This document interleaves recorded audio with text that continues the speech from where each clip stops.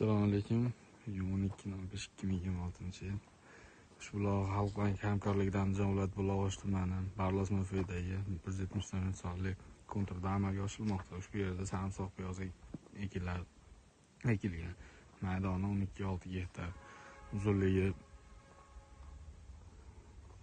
800 metr, eni 400 metr. Bu yerda ekinlar zamonaviy usullar bilan parvarishlanmoqda. Hozirda sarimsoq piyozi ekinlari unib chiqib, yetishtirish davomida tabiiy mineral o'tlar bilan oziqlantirildi. Ushbu loyiha jami 84 ta mijozga dehqon xo'jaligi biriktirilgan.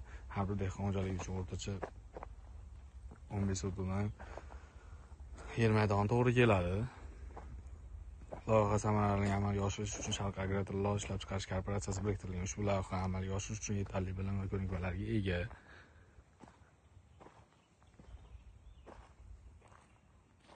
Ushbu loyiha bo'yicha har bir gektardan 10 tonnadan jami 130 tonna hosil olish rejalashtirilgan. Mazkur ekin yig'ishtirib olingandan so'ng navbatdagi ekinga ham yuqori daromadli ekin turi ekish orqali yer egalarining daromadini yanada oshirib boriladi.